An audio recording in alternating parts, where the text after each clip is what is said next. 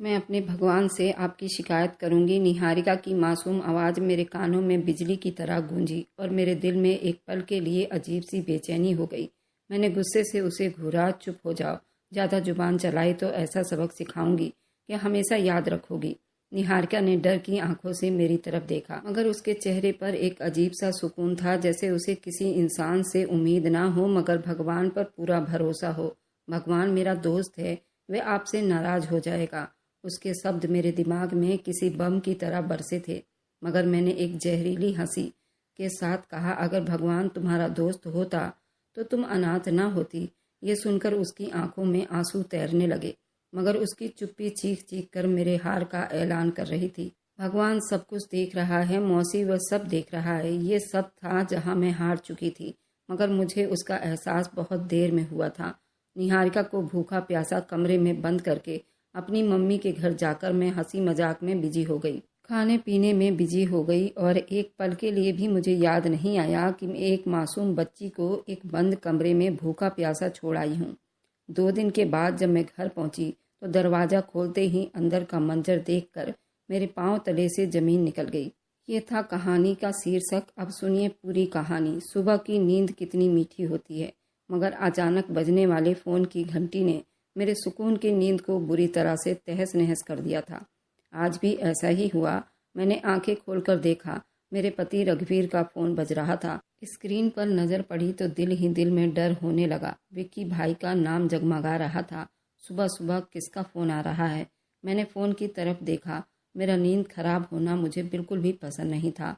वैसे भी विक्की भाई मुझ पर कभी ज़्यादा खुश नज़र नहीं आते थे। जब भी दिल्ली आते तो कई बातें सुना जाते। विक्की मेरा जेठ भी लगता था और मेरा बहनोई भी।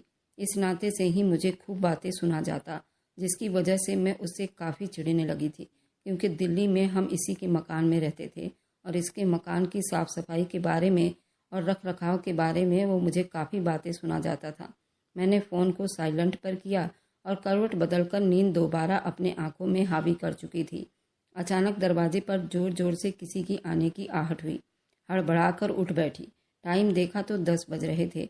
दरवाज़ा खोला तो सामने रघुवीर को देखकर दिल दहल गया। उनके चेहरे पर गम, आंखों में गुस्सा था। तुम्हारा फ़ोन क्यों नहीं लग रहा? कब से कॉल कर रही हूँ। रघुवीर का शब्द शक भरा था और उनके चेहरे पर बेचैनी के असर दिखाई दे रहे थे। क्या हुआ? मैंने हिचकिचाते हुए पूछा। जल्दी तैयारी करो, हमें जल्दी यहाँ से लखनऊ के लिए निकलना है। विक्की का एक्सीडेंट हो गया है और भाभी भी जख्मी हैं। उनके पड़ोसी का फ़ोन आया था। ये सुनकर मेरे कदमों तले से ज़मीन निकल गई। मेरे जिस्म में कपकपी सवार हो गई थी। एक पल के लिए जैसे दिल बैठ गया। मैंने होठों पर जुबान फेरी, मगर वह इतने सूख चुके थे कि हल्क से आवाज़ तक नहीं निकल रही थी। रघुवीर ने कुछ कहने के बजाय जल्दी से गाड़ी की चाबी उठाई और बाहर निकल गए। मैं तेज़ी से लखनऊ जाने की तैयारी करने लगी, मगर दिल में एक डर था, अगर विक्की भाई होश में आ गए और उन्होंने रघुवीर से मेरी शिकायत कर दी कि मैंने उनकी कॉल नहीं उठाई तो रघुवीर को मालूम हुआ तो वो क्या कहेंगे। ये सोचते ही मेरा दिल बेचैनी से धड़कने लगा। मैंने जल्दी से अपने कपड़े बदले, एक छोटा सा बैग लिया और रघुवीर के साथ गाड़ी में बैठ गई। रघुवीर की आंखों में फिक्र थी और कुछ देर के बाद फ़ोन की तरफ देख रहे थे, जैसे किसी और बुरी खबर के इंतजार में हो। मैं चुप से बैठी रही, मगर अंदर ही अंदर दिमाग में हलचल मची हुई थी। गाड़ी अभी रास्ते में ही था। अचानक रघुवीर की फ़ोन की घंटी बजी। वे चौंक कर फ़ोन की तरफ लपके और जल्दी से कॉल रिसीव की। हेलो। रघुवीर की गंभीर आवाज़ सुनकर मैंने भी कान लगाए। यहाँ फ़ोन पर जो कुछ भी कहा जा रहा था वो मैं नहीं सुन सकती थी, मगर रघुवीर का चेहरा पल भर में सफ़ेद पड़ गया। उनके हाथ पांव कांपने लगे। आंखों में एक डर सा समा गया, जैसे किसी ने उनके दिल पर चाकू घोंप दिया हो। ये क्या हो रहा है? रघुवीर की आवाज़ टूटने लगी। ये कैसे हो सकता है? अचानक उन्होंने गाड़ी एक झटके से रोकी और दोनों हाथों से अपने चेहरे को थाम कर बेकाबू होकर रोने लगे। रघुवीर, क्या हुआ? मैंने घबराकर पूछा, मगर दिल पहले ही किसी बुरी खबर के लिए तैयार हो चुका था। रघुवीर ने सर उठाया। उनकी आंखों में आंसुओं का समंदर था। उनके होंठ कांप रहे थे और शब्द नहीं निकल रहे थे। बड़ी मुश्किल से उन्होंने एक शब्द कहा, विक्की। विक्की और भाभी नहीं रही, अमृता। ये सुनते ही मेरे जिस्म से जान निकल गई। क्या? मेरी अपनी आवाज़ भी कांप रही थी। हमारा विक्की और भाभी हमें छोड़कर चले गए। रघुवीर ने फटी फटी नज़रों से मुझे देखा, जैसे खुद भी उस हकीकत पर यकीन नहीं कर पा रहे हों। वह सुन्न हो गए थे। वह आदमी जिसकी मैं कॉल नज़रअंदाज कर रही थी, जो शायद मुझे कुछ कहना चाहता था, वह अब इस दुनिया में नहीं रहा। मेरी आंखों के आगे अंधेरा छाने लगा, दिल तेजी से धड़कने लगा, सांस लेने में परेशानी होने लगी। रघुवीर ने गाड़ी दोबारा स्टार्ट की, मगर उनके हाथ कांप रहे थे। वे आंखों से आंसू पोंछते रहे, मगर आंसू थे कि रुकने का नाम नहीं ले रहे थे। मैंने उनसे कुछ कहने की कोशिश की, मगर मेरी अपनी जुबान जैसे पत्थर की हो गई थी। अस्पताल पहुंचने तक हर शब्द भारी लग रहा था। जैसे ही हम अंदर दाखिल हुए, वहाँ एक मातम का माहौल था। हर तरफ रिश्तेदार, जानने वाले अफसोस में डूबे हुए थे। सामने सफ़ेद चादर में दोनों का शरीर लिपटा हुआ एक जिस्म था। रघुवीर बेधड़क आगे बढ़ा। उनके कदम कांप रहे थे। उन्होंने कांपते हुए हाथों से चादर हटाई। जैसे ही अपने भाई और भाभी का चेहरा देखा, वह बिल्कुल सफ़ेद पड़ गया था। विक्की, तुमने हमें छोड़ दिया। वे चीख पड़े और अपने भाई के सीने से लगकर रोने लगे।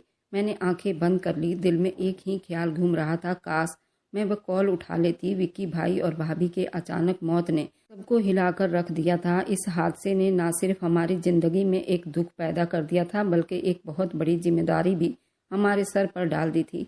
विक्की भाई की मासूम बेटी निहारिका, वो बच्ची जो अभी ठीक से बोल भी नहीं सकती थी, अब अनाथ हो चुकी थी। उस दिन जब अंतिम संस्कार हो चुका था, रघुवीर ने निहारिका को सीने से लगाए बच्चों की तरह रोने लगा। मैंने हैरानी से उन्हें देखा। मेरे पति कभी इतनी जज्बाती नहीं होते थे। वे सख्त मिजाज के थे। वे तो ऐसे इंसान थे जो हमेशा जज्बात से ज़्यादा अकल पर ध्यान देते थे, मगर आज उनकी आंखों से आंसू बह रहे थे। ये मेरे भाई की आखिरी निशानी है, मैं उसे खुद से दूर नहीं कर सकता। रघुवीर ने जब ये शब्द कहे तो मुझे अपने कानों पर भरोसा नहीं हुआ। बच्ची के नाना नानी इस हादसे की खबर सुनकर जल्दी पहुंचे थे। रघुवीर से रिक्वेस्ट कर रहे थे, वह निहारिका को उन्हें दे दे। ये हमारी नवासी है, हम उसकी परवरिश करेंगे। हम उसे अपनी बेटी की निशानी समझकर पाल लेंगे। उसे माँ की कमी महसूस नहीं होने देंगे। निहारिका के नाना नानी ने नम आंखों से कहा, लेकिन रघुवीर ने सख्ती से मना कर दिया। नहीं, ये मेरा फर्ज है, ये मेरा हक है। मैं अपने भाई की आखिरी निशानी को कहीं नहीं जाने दूंगा। वो मेरे साथ रहेगी। ये सुनकर मेरे अंदर गुस्से की एक लहर दौड़ गई। मैंने एक गहरी सांस ली और रघुवीर की तरफ देखा, मगर वो मुझसे नजरें चुरा रहे थे। मैं समझ नहीं पा रही थी ये कौन सा नया ड्रामा हो रहा था। रघुवीर हमेशा से अपनी आज़ादी पसंद करते थे। वे खुद अपने आप में रहने वाले इंसान थे, बच्चों के झंझट में पड़ने वाले नहीं थे। फिर एक अचानक जिम्मेदारी का एहसास कहाँ से जाग गया था। मैंने चुप्पी साध ली, मगर मेरे अंदर एक तूफान उठ रहा था। कुछ दिन के बाद हम लखनऊ से वापस दिल्ली आ गए थे, मगर ये वापसी पहले जैसा बिल्कुल भी नहीं था। हमारे साथ एक नन्ही सी बच्ची थी जो चुप नज़रों से हर चीज़ को देख रही थी। उसके मासूम चेहरे पर गहरी उदासी थी। मैंने कई बार महसूस किया कि वे दरवाजे की तरफ देखती रहती, जैसे उसे लगता कि उसके माँ बाप अभी वापस आ जाएंगे। रघुवीर ने निहारिका के लिए एक अलग कमरा सेट करवाया, जो मेरे लिए और ज़्यादा हैरानी में डाल रहा था। बच्चे के कपड़े, खिलौने, ज़रूरी सामान खरीद कर ले आए। ये सब कुछ मुझे बर्दाश्त करना बड़ा मुश्किल था।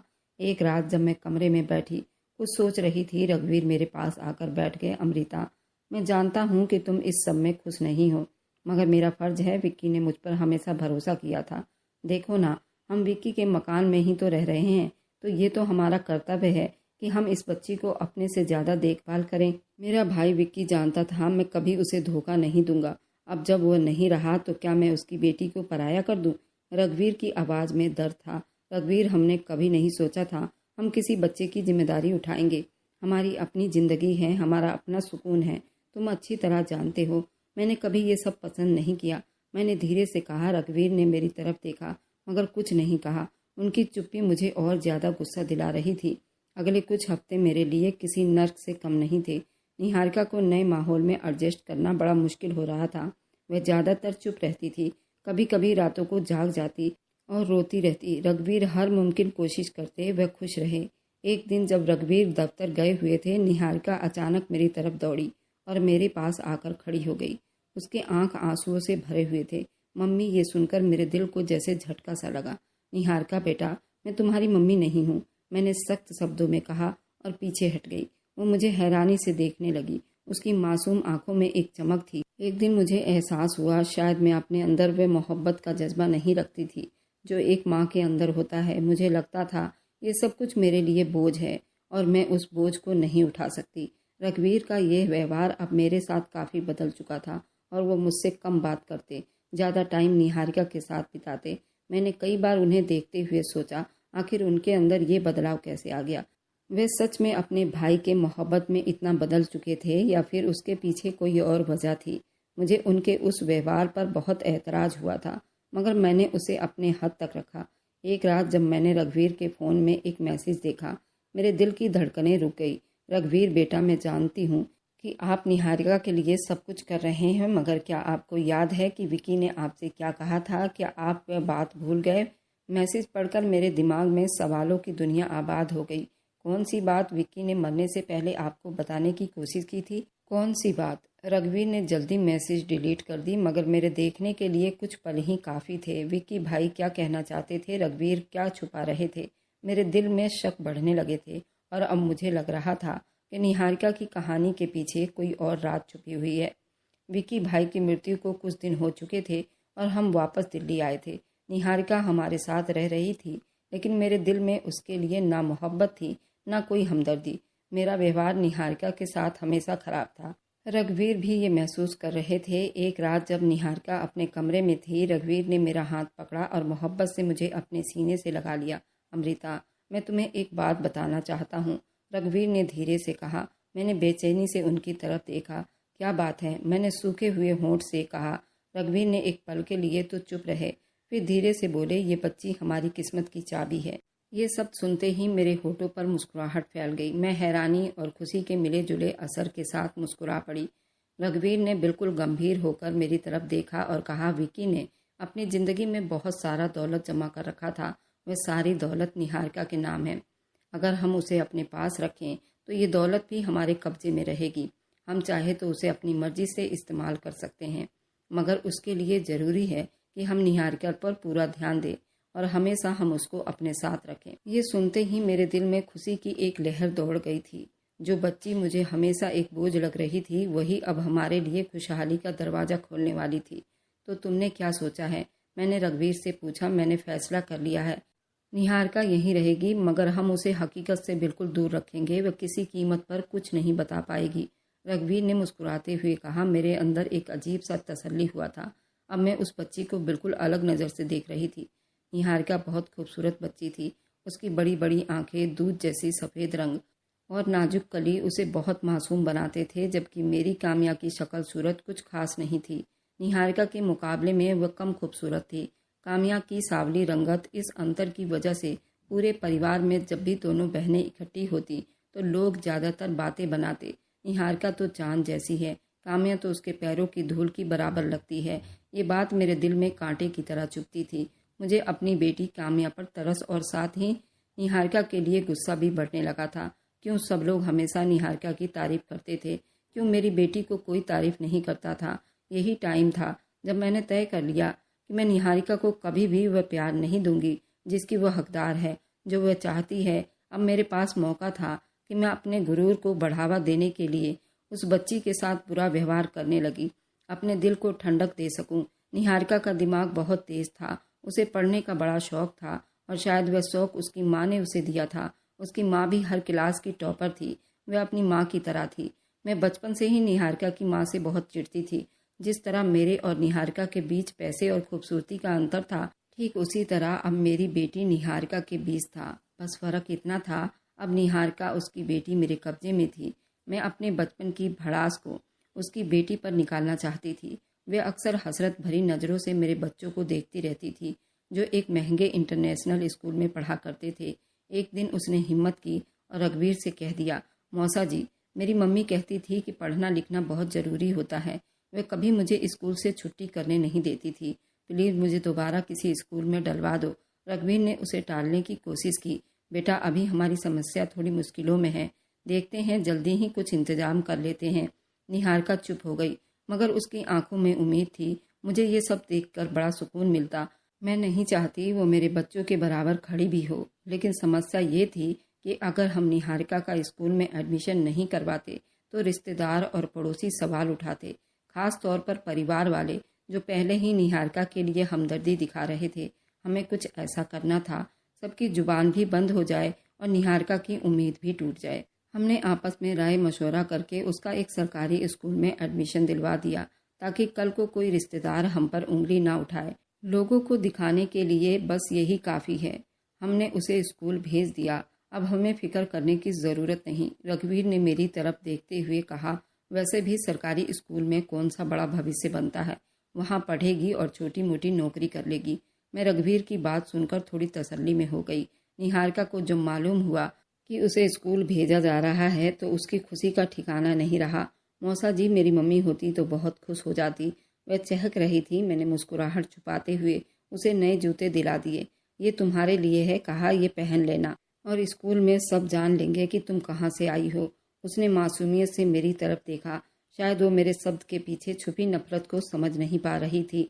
निहारिका के सरकारी स्कूल में जाने के बाद मेरे दिल को सुकून मिला। अब वो मेरे बच्चों के साथ नहीं बैठती थी। अब वो मेरे घर में होते हुए भी एक अजनबी बन गई थी। वह सुबह जल्दी स्कूल जाती और दोपहर को वापस आ जाती। अपने कमरे में चुपचाप बैठ जाती। कभी कभी रात को उसकी सिसकियां सुनाई देती, मगर मैंने कभी जाकर उसे तसल्ली नहीं दी। ये सब कुछ जरूरी है अमृता। अगर हम ज़्यादा हमदर्दी दिखाएंगे तो ये हम पर हावी हो जाएगी। हमें सिर्फ उस पर काबू रखना है ताकि दौलत हमारे हाथ से ना निकले। रघुवीर ने मुझे एक दिन समझाया, हाँ मैं जानती हूँ कि तुम एक अच्छी औरत हो और मेरी बात को अच्छी तरह समझोगी। हमें क्या करना है। मैंने अपने पति रघुवीर को भरोसा दिलाया। कहा, अब निहारिका हमारी जिंदगी का हिस्सा तो थी, मगर एक ऐसे मेहमान की तरह थी जिसे हमने दिल से स्वीकार नहीं किया था। वह हमारी किस्मत की चाबी थी, मगर हमने उसे कभी मोहब्बत नहीं दी, कभी अपना नहीं समझा। निहारिका के दिमाग और शक्ल सूरत मेरे दिल में जलन और नफरत का बीज बो चुकी थी। मैंने तय कर लिया कि उसे किसी भी तरह आगे बढ़ने नहीं देना। अगर वह इसी तरह तरक्की करती रही तो परिवार में सब यही कहेंगे, निहारिका विक्की भाई की बेटी है और वह एक बहुत अच्छी लड़की थी। वह अपने माँ बाप की तरह थी, जबकि मेरे अपने बच्चे जिन पर मैं बहुत पैसा खर्च किया करती थी, फिर भी वो मामूली नंबरों के साथ बड़ी मुश्किल से पास होते थे। और निहारिका का सरकारी स्कूल में पढ़ने के बाद भी उसका हमेशा फर्स्ट डिवीज़न आया करता था। ये मुझे बिल्कुल भी बर्दाश्त नहीं हो रहा था। इस जलन की वजह से सबसे पहले मैंने उसे घरेलू कामों में उलझाना शुरू कर दिया। वह सुबह स्कूल से जाती तो मैं उसे सांस लेने की फुर्सत ना देती, उसे घर के कामों में लगा देती। निहारिका बर्तन धो लो, निहारिका कपड़े प्रेस कर लो, निहारिका किचन का काम कर लो। मैं उसे इतना ज़्यादा काम बता देती कि वह थकन से चूर हो जाती और इस सब के बाद उसे स्कूल का काम करने की फुर्सत ही ना मिलती। फिर जब वो मुश्किल से होमवर्क करने बैठ जाती तो मैं कोई ना कोई बहाना बनाकर उसकी किताबें छीन लेती। ये क्या है, अब तुम स्कूल के काम में इतनी मेहनत करोगी, तुम्हारी माँ ने तुम्हें बहुत बिगाड़ दिया था। मैं उस पर गुस्सा करती, कभी कभी होमवर्क के पन्ने भी फाड़ देती। निहारिका के आंखों में आंसू आ जाते, मगर वह कुछ ना कहती। वह बहुत सब्र करने वाली बच्ची थी। उसने कभी मुझसे बहस नहीं किया, कभी अपने हक के लिए आवाज़ नहीं उठाया। जब भी वह थकन से चूर हो जाती या कोई काम देर से करती या थोड़ा सा भी गलती कर देती तो मैं उसे बड़ी बेरहमी से मारती। निकम्मी लड़की, कुछ काम भी ढंग से नहीं कर सकती। मैं उसे जलाती, कभी चेहरे पर थप्पड़ मार देती, कभी हाथों पर लकड़ी का चमचा मार देती, कभी कान मरोड़ देती। निहारिका रोते रोते एक कोने में दुबक जाती। वह हर वक्त रघुवीर के पीछे छुपने की कोशिश करती। रघुवीर कई बार मेरे व्यवहार को देखते, मगर वो मुझे कुछ कहने की हिम्मत न कर पाते। शायद वे जानते थे अगर उन्होंने निहारिका के पक्ष लिया तो मैं घर में और ज़्यादा हंगामा खड़ा कर दूंगी। एक दिन जब निहारिका ने गलती से एक गिलास तोड़ दिया तो मैंने गुस्से में आकर उसे जोर से धक्का दिया। वह दीवार से जा टकराई और उसका माथा फट गया। खून बहने लगा, मगर वह चुपचाप खड़ी रही। ये सब तेरी अपनी गलती है, सारा दिन सपनों में खोई रहती है, मैंने दांत पीसते हुए कहा। रात को मैंने देखा कि वह चुपचाप अपने जख्म पर हाथ रख लेती। निहारिका के ऊपर मेरा अत्याचार बढ़ता जा रहा था। मैंने उसके खाने पीने पर भी रोक लगा दिया। अगर कभी रघुवीर किसी महंगी होटल से खाना लेकर आते तो मैं साफ शब्दों में कह देती, ये सब कुछ सिर्फ मेरे बच्चों के लिए है, निहारिका तुम्हारे लिए ये बिल्कुल भी नहीं है। सादा दाल रोटी है। वह चुप से अपने प्लेट हटा लेती और जो कुछ मिलता खा लेती। जल्दी ही मेरा व्यवहार इस हद तक पहुंच गया था, अगर वो बीमार हो जाती तो मैं उसे डॉक्टर के पास लेकर भी नहीं जाती। एक बार सख्त बुखार में थी, उसके बावजूद भी वह घर के काम कर रही थी। मैंने उसे आराम करने नहीं दिया, बल्कि कह दिया कि वो पूरा रसोई साफ करे। रात को जब मैं अपने बेड पर आराम कर रही थी तो निहारिका के कमरे से रोने की आवाज़ सुनाई दी। मैंने चिल्लाकर दरवाज़ा खोला। क्या समस्या हुई? निहारिका ऐसे क्यों रो रही हो? वो मेरी डर की वजह से कोने में दुबक गई थी। उसका बदन कांप रहा था। वह सर पर हाथ रखे बैठी थी। मेरा सर बहुत दर्द कर रहा है मौसी। वह बड़ी मुश्किल से बोल पा रही थी। चुपचाप सो जाओ, सुबह स्कूल भी जाना है। मैंने बड़ी जोर से डांटा और दरवाज़ा बंद कर लिया। रघुवीर पास ही लेटे थे। उन्होंने एक नज़र मेरी तरफ देखा मगर कुछ नहीं कहा। अगली सुबह निहारिका की हालत और ज़्यादा खराब हो चुकी थी, मगर मैंने उसे ज़बरदस्ती स्कूल भेज दिया। रघुवीर हर चीज़ देख रहे थे मगर वह चुप थे। वह शायद जानते थे अगर वो मेरे खिलाफ कुछ कहेंगे तो मैं एक तूफान खड़ा कर दूंगी। अमृता, शायद तुम निहारिका के साथ कुछ ज़्यादा ही बुरा व्यवहार कर रही हो। एक दिन उन्होंने हिचकिचाते हुए कहा, अब तुम्हें उसका ख्याल आ रहा है? जब यह हमारे बच्चों से ज़्यादा अक्लमंद बन रही थी तब तुम्हें कुछ महसूस नहीं हुआ? मैंने गुस्से वाले अंदाज में कहा। रघुवीर ने कोई जवाब नहीं दिया। वो मेरी आदत को अच्छी तरह समझते थे और ज़्यादा बहस में नहीं पड़ना चाहते थे। उन सारे अत्याचार के बावजूद निहारिका की उम्मीद अभी भी जिंदा थी। एक दिन जब रघुवीर शाम को घर आए तो निहारिका दौड़ती हुई उनके पास गई और बोली, मौसा जी, क्या मैं भी अपनी क्लास की बाकी लड़कियों की तरह नए कपड़े ले सकती हूँ? मेरी यूनिफॉर्म बहुत पुरानी हो चुकी है। रघुवीर कुछ बोलने ही वाले थे कि मैंने जल्दी से मना कर दिया। नए कपड़ों की ज़रूरत नहीं, पुराने काफ़ी हैं और ज़्यादा नखरे ना दिखाओ। निहारिका की आंखें आंसुओं से भीग गई थी। उस दिन मैंने उसके चेहरे पर पहली बार हार मानी हुई देखी थी, जैसे वह समझ चुकी हो वह कभी भी हमारे दिल में जगह नहीं बना पाएगी। मैंने दिल ही दिल में सोचा, यही मैं चाहती थी, ये जान ले कि हमारे साथ रह सकती है मगर हमारे जैसे कभी नहीं बन सकती। निहारिका की ये बेबसी ज़्यादा दिन तक नहीं रहने वाले थे। किस्मत के खेल निराले होते हैं और शायद किस्मत ने मेरे लिए कुछ ऐसा सोच रखा था जिसका मैंने कभी सपने में भी नहीं सोचा था। जब से निहारिका हमारे घर आई थी, जैसे किस्मत ने हम पर मेहरबानी शुरू कर दी थी। मैंने कभी नहीं सोचा था उस बच्ची के बदौलत हमें इतना फ़ायदा होगा। विकी भाई की सारी प्रॉपर्टी और बिजनेस काफ़ी मजबूत था। उसके करीबी बिजनेस पार्टनर हमें हर महीने एक अच्छी खासी रकम भिजवा दिया करते थे, क्योंकि उन लोगों को पता था कि उनकी एक बच्ची है जिसकी परवरिश हमारे ऊपर है। लेकिन मैं और रघुवीर उसे अपने फ़ायदे के लिए इस्तेमाल करने लगे। रघुवीर ने अपने बिजनेस में उन पैसों को लगा दिया, जबकि मैंने अपने बच्चों की अय्यासियों में कोई कमी नहीं आने दी। निहारिका के पैसों पर दिन रात अय्यासियाँ कर रहे थे। वह बेचारी उस हकीकत से बेखबर थी। निहारिका दिन रात घर के कामों में पड़ी रहती, ना अच्छे कपड़े और ना सुकून, ना किसी से बात करने की परमिशन। लेकिन उस बच्ची में एक अजीब सी ताकत थी। वह हर अत्याचार सहकर जिंदा थी। एक दिन मैं किसी जरूरी काम से घर से बाहर गई हुई थी। रघुवीर दफ्तर में थे। निहारिका हमेशा की तरह घर के कामों में लगी हुई थी। इस बीच दरवाजे पर किसी की आने की आहट हुई।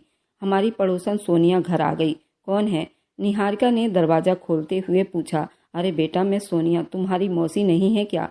पड़ोसन ने मुस्कुराकर कहा। निहारिका ने सर झुकाकर जवाब दिया, जी वो घर पर नहीं है। सोनिया ने हैरानी से निहारिका को सर से पैर तक देखा। वो पसीने में नहा चुकी थी और फटे पुराने कपड़े पहने हुए थी और हाथों में साबुन की झाग लगाए खड़ी थी। ये क्या हाल बनाया हुआ है? अमृता ने, सोनिया ने बड़ी हैरानी से पूछा। मैं बस कपड़े धो रही थी। मौसी कहती हैं कि काम करना चाहिए। काम करने वाले बच्चों को भगवान पसंद करता है, निहारिका ने मासूमियत से जवाब दिया। ये सुनकर सोनिया के माथे पर बल पड़ गए। मगर बेटा, तुम्हारे मौसा मौसी तो बहुत ऐशो आराम में रह रहे हैं। क्या उन्हें घर के कामों के लिए तुम्हें रखा है? नौकर नहीं है क्या? तुम्हें तो आराम करना चाहिए, पढ़ाई पर ध्यान देना चाहिए। तुम्हारी माँ तो तुम्हें अपने पलकों पर बिठा कर रखती थी। तुम्हें ये सब करने की ज़रूरत नहीं। ये सुनकर निहारिका ने एक पल को सर को झुका लिया, फिर धीरे से बोली, मौसी कहती हैं कि अनाथ बच्चों को काम करना चाहिए, उनके लिए कोई और काम नहीं करता। ये सुनते ही सोनिया चौंक गई। उनके दिल में जैसे कुछ चुप गया हो। बेटा, क्या तुम ठीक हो? कोई तुम्हें कुछ कहता तो नहीं? उन्होंने नरमी से पूछा। निहारिका ने सर झुका लिया। बस इतना कहा, अपने दोस्त से कहूंगी वो मुझे इंसाफ दिलाए। ये सुनकर सोनिया हैरान रह गई। दोस्त? कौन दोस्त? मेरा एक दोस्त है, वह कहता है अनाथ के साथ अच्छा व्यवहार करना चाहिए। वह बहुत अच्छा है, वह मेरी मदद करेगा। निहारिका की आवाज़ में एक उम्मीद की किरण थी। सोनिया ने दिल में ठान लिया कि वह इस मामले को ऐसे नहीं छोड़ेगी। शाम को जब मैं घर वापस आई तो सोनिया मुझसे मिलने आई। उनके चेहरे पर नरमी थी मगर आंखों में शक दिखाई दे रही थी। अमृता बेटा, मैं तुमसे एक बात करना चाहती हूँ। जी आंटी, कहिए, मैंने मुस्कुराते हुए पूछा, मगर मेरे दिल में एक अजनबी सी बेचैनी थी। बेटा, मैं आज तुम्हारे घर गई थी, निहारिका से मिली। वो बेचारी कैसी हालत में थी। क्या तुम्हारे घर में कोई नौकर नहीं? सारा काम तुमने उसको ऊपर डाल रखा है। अगर तुम्हें उस बच्ची से कोई समस्या है तो उसके नाना नानी के घर छोड़ दो। क्या तुम्हें नहीं मालूम कि अनाथ बच्चों को भी कुछ अपने हक होते हैं? ये सुनकर मेरे तन बदन में आग लग गई थी। अगर ये बात निहारिका के ननिहाल तक पहुंच गई तो हमारे लिए बहुत बड़ी समस्या खड़ी हो सकती थी। आंटी, आप गलत समझ रही हैं। हम तो उसका बहुत ख्याल रखते हैं। आपको पता है वह कितनी शरारती बच्ची है, और बच्चे तो ऐसे ही होते हैं। हम उससे कोई काम नहीं करवाते, वह खुद करती है। मैंने बात संभालने की कोशिश की। सोनिया ने मुझे शक की नज़रों से देखा, मगर कुछ कहे बगैर चली गई। मैंने गुस्से में निहारिका को जल्दी कमरे में बुलाया और दरवाज़ा बंद कर दिया। तुम अब पड़ोसियों में भी शिकायत करने लगी हो हमारी? मैंने गुस्से से कहा। निहारिका डरी सहमी खड़ी रही, मगर कुछ न बोली। बताओ, मैंने उसका बाजू पकड़कर हिला दिया। वह मुझ पर चिल्ला पड़ी। मेरा दोस्त है, मैं उससे सब कुछ कहती हूँ। वह कहता है कि भगवान अनाथों की सुनता है, वो मेरा भी ख्याल रखेगा। निहारिका की आवाज़ कांप रही थी, मगर उसके आंखों में एक ऐसी चमक थी, मुझे उस पर और ज्यादा गुस्सा आ गया। कहीं ये बच्ची स्कूल में किसी से बात तो नहीं करने लगी? कहीं ये किसी को हमारे व्यवहार के बारे में सब कुछ बता तो नहीं रही? ये सब बातें भूल जाओ, समझी? मैंने उसके चेहरे पर जोरदार थप्पड़ मारा। वह रोते रोते जमीन पर बैठ गई, मगर कुछ न बोली। मुझे सोनिया की बातों से बहुत डर लग रहा था, इसलिए मैंने उसे खूब मारा। फिर गुस्से में आकर उसे कमरे में बंद कर दिया। अब इसी में भूखी प्यासी रहो, ताकि तुम्हारी अकल ठिकाने आ जाए। किसी से फालतू बातें ना करो। मैं दरवाज़ा जोर से बंद किया। निहारिका अंदर रोती रही, मगर मैंने एक पल भी उसकी आवाज़ न सुनी। फिर मैंने फैसला किया कि 2 दिन के लिए मैं अपने घर चली जा रही हूँ। इसे पता चलेगा कि इसने क्या किया है। मैं अपनी माँ के घर चली गई, ताकि निहारिका को अपनी गलती का एहसास हो और वे दोबारा किसी से अपनी शिकायत ना करे। लेकिन मैं ये नहीं जानती थी, किस्मत निहारिका के लिए कुछ और फैसला कर चुकी थी। बारिश जोर जोर से बरस रही थी। आसमान से जैसे पानी के साथ साथ काल भी बरस रहा था। मैं बड़ी मुश्किलों से माँ के घर पहुंची थी और वहां जाकर अपने बहन भाइयों में बिजी हो गई। हम सब काफ़ी देर तक हंसी मजाक करते रहे, अलग अलग बातों में लगे रहे। मैंने एक पल के लिए भी ये नहीं सोचा, एक मासूम बच्ची को अपने घर में भूखा प्यासा बंद कर रखा है। बारिश रात भर होती रही और फिर वापस घर ना गई। रघुवीर ने भी फोन पर कह दिया कि मौसम बहुत खराब है, वह भी घर नहीं जा सकेंगे। इस बात पर मैंने सुकून का सांस लिया। चलो एक रात और आराम से बीत जाएगा। लेकिन अगली सुबह माँ के घर ऐसा हादसा हुआ कि मेरे कदमों के नीचे से जमीन निकल गई। मेरा इकलौता बेटा नुकुल अपनी कजन के साथ छत पर खेल रहा था। मौसम बहुत खराब था और बच्चों को बारिश के बाद ठंडी हवा में खेलना बहुत अच्छा लग रहा था। मैं भी किचन में माँ के साथ बैठी बातें कर रही थी। अचानक घर में शोर मच गया। नुकुल गिर गया। बच्चों की चीख सुनकर मेरे हाथ से पानी का गिलास भी छूट गया। मैं भागती हुई बाहर निकली तो देखा नुकुल जमीन पर उल्टा पड़ा था। उसके आसपास सब लोग जमा थे। कोई उसे उठाने की कोशिश कर रहा था, कोई पानी के छींटे मार रहा था, मगर वह बेहोश पड़ा था। नुकुल, मेरी जान, आंखें खोलो। मैं उसके चेहरे को अपने हाथों में थाम कर, वह बिल्कुल बेजान सा हो गया था। जल्दी उसे अस्पताल ले जाया गया। रघुवीर ने चीखते हुए कहा, क्या हुआ अमृता? रघुवीर सीधा अस्पताल पहुंचा। रास्ते में मेरे आंसू रुकने का नाम नहीं ले रहे थे। मैं बार बार भगवान से प्रार्थना कर रही थी, मेरा बेटा ठीक हो जाएगा। भगवान, मेरा बच्चा ठीक हो जाए। भगवान, तू मेरे बच्चे पर अपनी कृपा बनाए रखना। मैं बहुत ज्यादा घबरा रही थी। मैं सारा सुध बुध खो बैठी थी। मेरे दिल में अजीब सा डर भी पड़ रहा था। अस्पताल पहुंचते ही डॉक्टरों ने नुकुल को इमरजेंसी वार्ड में दाखिल कर लिया था। हम सब बाहर खड़े बेचैनी से इंतजार कर रहे थे। मेरा दिल जोर जोर से धड़क रहा था, कांप रहा था। आंखों में आंसुओं के सैलाब थे।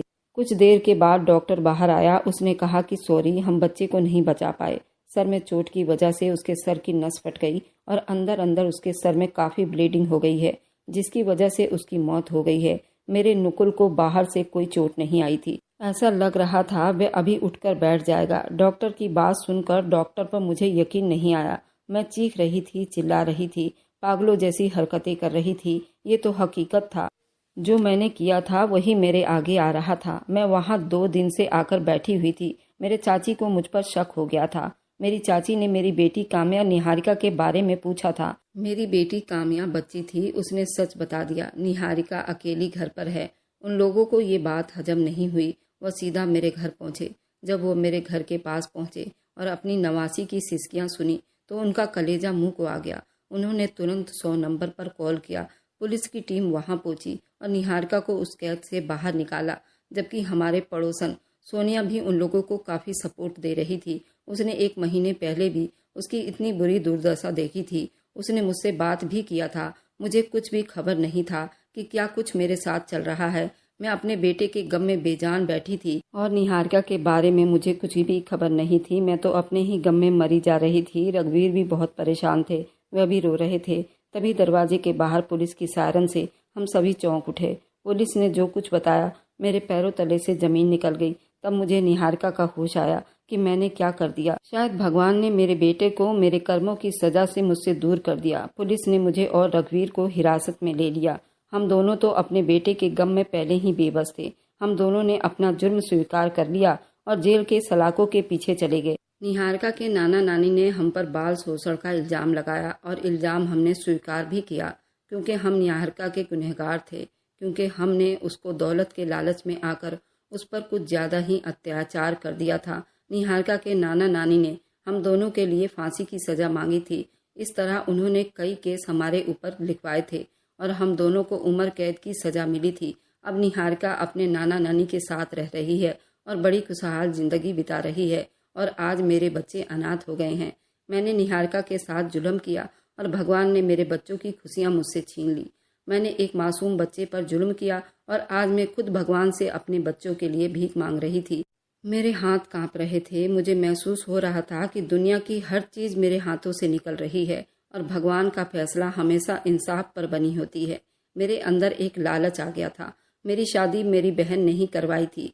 विक्की मेरे चाचा ससुर का लड़का था। वह इकलौता था और वे लोग लखनऊ शहर में रहते थे। उनके पास करोड़ों की प्रॉपर्टी थी। दिल्ली में भी उनका अपना मकान था। एक मकान में तो हम खुद रहा करते थे। उन्होंने कभी हमसे किराया नहीं लिया था और जब वह इस दुनिया से चले गए तो हमारे मन में लालच आ गया, जिसकी वजह से मैंने इतना बुरा व्यवहार निहारिका के ऊपर किया और भगवान ने बहुत जल्द मुझे उसकी सज़ा भी सुना दी।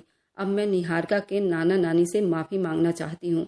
शायद वे माफ़ कर दे तो हमें जेल से रिहाई मिल सकती है, क्योंकि हमारे बच्चे अभी बालिग नहीं हुए। उनको हमारी ज़रूरत है। मैं चाहती हूँ निहारिका के नाना नानी मुझे माफ़ कर दे। और मेरी वीडियो जहाँ से भी आप लोग देखते हैं, कमेंट में अपने शहर और राज्य का नाम ज़रूर बताइए। मुझे आप लोगों के कमेंट पढ़ने में बहुत आनंद आता है और उन सभी का मैं बहुत बहुत धन्यवाद करना चाहती हूँ जो लोग मेरी वीडियो को देखते हैं, लाइक करते हैं और शेयर करते हैं। अगर आपको आज की कहानी पसंद आई है तो वीडियो को ज़रूर लाइक कीजिएगा और अपने दोस्तों के साथ शेयर भी कीजिएगा। और हाँ, अगर आपने अभी तक हमारे चैनल को सब्सक्राइब नहीं किया है तो ज़रूर जाकर सब्सक्राइब कर लें। मिलते हैं हम अपनी कल की एक और नई दिलचस्प कहानी के साथ। मुझ पर सदा अपना प्यार और स्नेह बनाए रखें। सभी को मेरा प्यार भरा नमस्कार। दोस्तों, स्वस्थ रहें, खुश रहें।